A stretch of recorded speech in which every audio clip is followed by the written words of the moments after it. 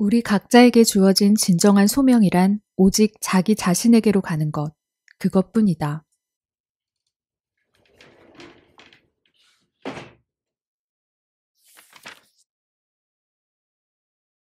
안녕하세요. 오늘 고전 책방에서 소개해드릴 작품은 방탄소년단의 노래 피, 땀, 눈물의 모티브가 되기도 한 작품 데미안입니다.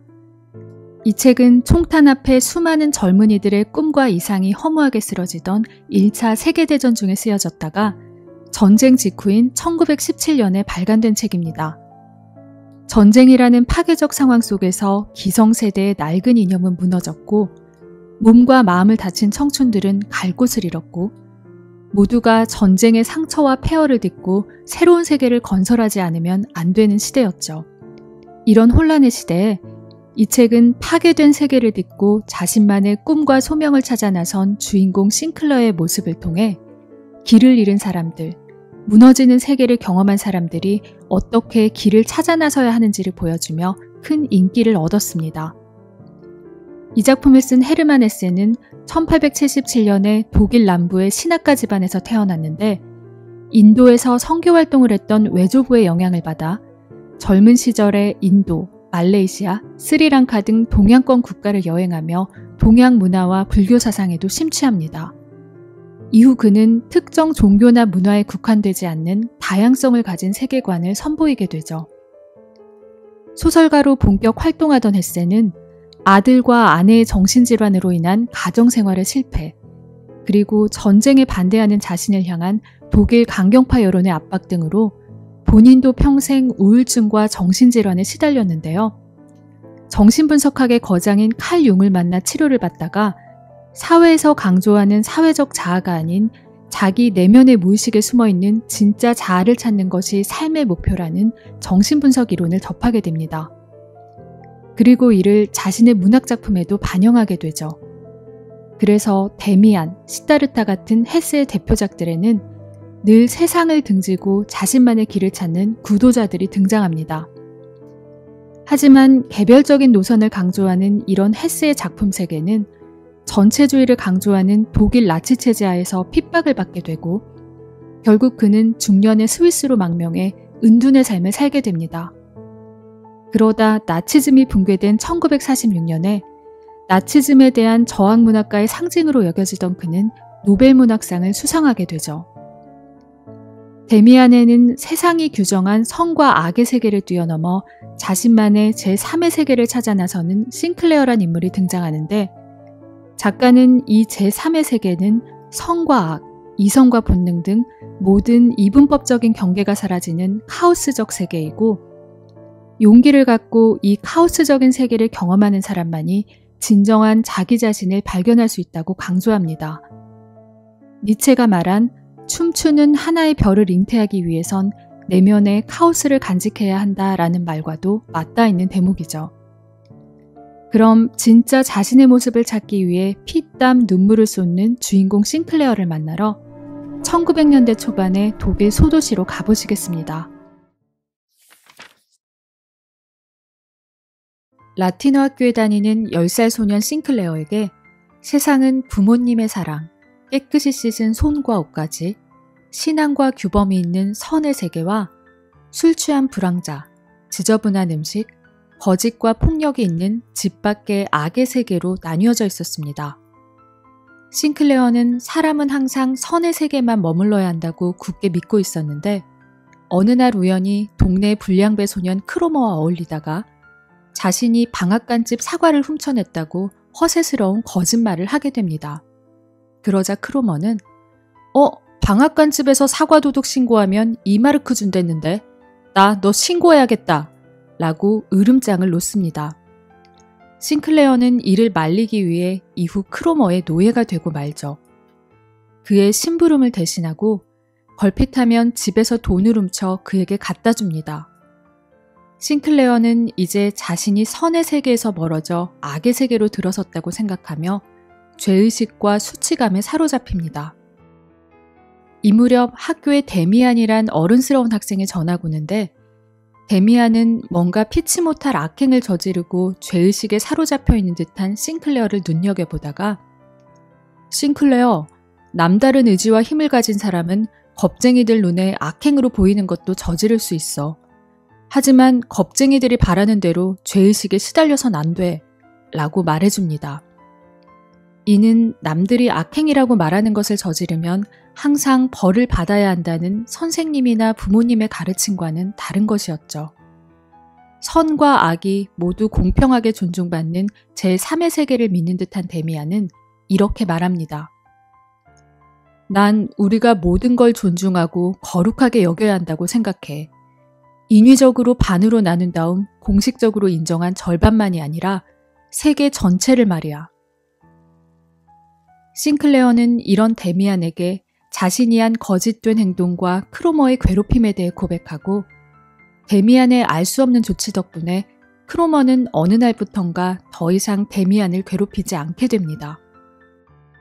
싱클레어는 데미안 덕분에 악의 세계에서 벗어나게 됐지만 선과 악을 모두 존중하라는 데미안이 뭔가 이교도 같다고 생각돼서 감사를 표하기는커녕 거리를 두며 지냅니다. 시간이 흘러 10대 중반이 된 싱클레어는 집을 떠나 다른 도시에 있는 기숙사 학교에 가게 되는데 이 무렵 그는 다른 10대 소년들이 그렇듯 사랑과 여자와 성에 대한 생각으로 머릿속이 가득 차게 됩니다. 하지만 이를 행할 용기가 없던 그는 술집에 다니는 친구들과 어울리다가 곧 술독에 빠져 사는 문제아로 전락하게 됩니다. 예전에 그는 크로머 때문에 어쩔 수 없이 악의 세계에 끌려 들어갔지만 이번에는 성에 대한 호기심을 억누르기 위해 스스로 술의 힘을 빌려 악의 세계에 빠져든 거죠.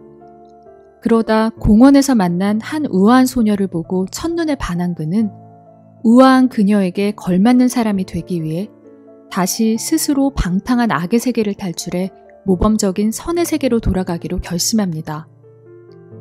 그리고 그는 며칠에 걸쳐 자신이 사랑에 빠진 소녀의 모습을 그리는데 완성된 그림 속에서 남자 같기도 하고 여자 같기도 하고 악인 같기도 하고 선인 같기도 한 신비로운 모습을 보게 됩니다. 그리고 이 그림 속 인물이 선인 같기도 하고 악인 같기도 하던 자신의 옛 친구 데미안의 모습과 닮았다고 생각하죠. 또 선하기도 하고 악하기도 한 자신의 운명의 모습과도 닮았다고 생각합니다. 싱클레어가 그린 그림은 선과 악의 세계를 모두 경험한 싱클레어가 이제 과거의 데미안이 말했던 선과 악의 경계가 사라지는 제3의 카오스적 세계로 들어서고 있음을 말해준 것입니다. 헤세를 치료하던 정신분석가 칼 융은 그림을 통해 자신의 무의식이 건네는 말을 들어야 한다고 강조했었는데 싱클레어도 이처럼 그림을 통해 자신의 무의식과 소통한 것입니다. 싱클레어는 다음과 같이 생각합니다. 사랑은 천사의 모습이며 악마이고 하나가 된 남자이며 여자이고 인간이며 동물이고 최고의 선이며 극단적인 악이었다. 이를 겪는 것이 내게 주어진 일이었고 이를 맛보는 것이 내 운명이었다. 그리고 싱클레어는 어느 날 푸른 하늘을 배경으로 거대한 알을 깨고 나오려는 새의 그림을 그려 데미안에게 편지로 붙입니다. 이 그림을 통해 자신이 알로 상징되는 정형화된 이분법적 세계를 벗어나려 하고 있음을 알려주고 싶었던 거죠. 그리고 며칠 뒤 싱클레어는 데미안에게서 다음과 같은 답장을 받습니다. 새는 힘겹게 투쟁하여 알에서 나온다. 알은 세계다. 태어나려는 자는 한 세계를 깨뜨려야 한다. 새는 신에게로 날아간다. 그 신의 이름은 아브라삭스다. 아브라삭스는 선한 면과 악마적인 면을 동시에 지닌 신을 뜻하는 말이었죠. 대학에 가게 된 싱클레어는 우연히 알게 된 오르간 연주자 피스토리우스와 가깝게 지내는데 그는 알을 깨고 나갈 준비는 됐지만 여전히 어디를 향해야 할지 몰라 방황하던 싱클레어에게 외부 세계의 가르침을 따르지 말고 자기 자신의 내면의 목소리를 들으며 나아가라고 독려하는 멘토 역할을 합니다. 그는 다음과 같이 말합니다. 영혼 안에서 목소리가 말을 시작하면 그 소리에 자신을 완전히 내맡기고 그것이 선생님이나 아버지 또는 그 어떤 신에게 어울리는 일일까 묻지 말게. 그런 질문은 자신을 망칠 뿐이니까. 그 무엇도 두려워해선 안 돼. 우리 안에서 영혼이 소망하는 그 무엇도 금지된 것으로 여겨선 안 되네. 그러면서 피스토리우스는 여자와의 사랑이 하고 싶다면 사랑이 두렵다고 피하지 말고 오히려 두려움이라는 금기를 깨라고 말합니다. 싱클레어는 피스토리우스를 통해 인간에게 주어진 진정한 소명은 내면에서 들려오는 자신의 소망에 귀 기울이고 그에 따라 사는 것이라고 깨닫게 됩니다. 그리고 싱클레어는 어느 날 거리에서 오랫동안 다시 보고 싶던 데미안을 재회하게 되는데 데미안의 집에 갔다가 최근 자신의 꿈에 자주 등장하는 여인과 똑 닮은 데미안의 엄마 에바 부인을 만나고 첫눈에 반합니다. 데미안을 애타게 찾던 싱클레어의 무의식이 스스로를 운명적 친구인 데미안과 운명적 사랑인 에바 부인 앞으로 데려다 준 것을 통해 헤세는 무의식이 얼마나 강력한 힘으로 우리를 우리가 꿈꾸는 것 앞으로 데려다 줄 수 있는지 보여주고 있습니다. 에바 부인도 이런 무의식의 힘을 믿고 있었고 어느 날 자신에게 반해 있는 싱클레어에게 다음과 같이 말합니다. 밤하늘의 별을 너무나 사랑했던 한 청년은 어느 날 밤 바닷가 높은 낭떠러지 위에 서서 별을 바라보며 별을 향해 허공으로 뛰어올랐죠. 뛰어오르는 순간에도 하지만 이 사랑은 불가능해 하는 생각이 번개처럼 그를 스쳐 지나갔어요. 그리고 그는 해변에 떨어져 부서졌죠. 그는 사랑할 줄 몰랐던 거예요. 뛰어오르는 순간에 영혼의 힘을 다해 사랑의 실현을 믿었더라면 그는 하늘로 날아올라 별과 하나가 되었을 거예요. 싱클레어는 친구의 엄마를 사랑한다는 금기를 깨고 에바 부인을 사랑하고 에바 부인은 싱클레어가 세상의 편견과 금기를 깨고 자신의 내면의 소리를 따르는 것을 가르쳐주는 상징적 인물이라 할 수 있습니다. 곧 1차 세계대전이 터지고 데미안과 싱클레어는 에바 부인의 곁을 떠나 전쟁터로 가게 됩니다. 어느 날 밤 외로운 전쟁터에서 데미안을 생각하던 싱클레어는 포탄을 맞게 되고 다음 날 야전병원에서 옆에 누워있는 데미안을 만납니다. 데미안은 말합니다. 꼬마 싱클레어, 잘 들어. 나는 가야만 해. 너는 어쩌면 다시 내가 필요할지도 몰라. 크로머나 다른 어떤 것에 맞서기 위해서 말이지. 그럴 때 너는 네 안에 귀를 기울여야 해. 그럼 내가 네 안에 있음을 알게 될 거야. 다음 날 깨보니 데미안의 모습은 온데간데 없었고 전쟁 이후 파괴된 세상 속에서도 의연하게 자신의 내면의 소리에 따라 자신만의 길을 가던 싱클레어는 이따금씩 내면의 거울을 통해 데미안의 모습을 보게 됩니다.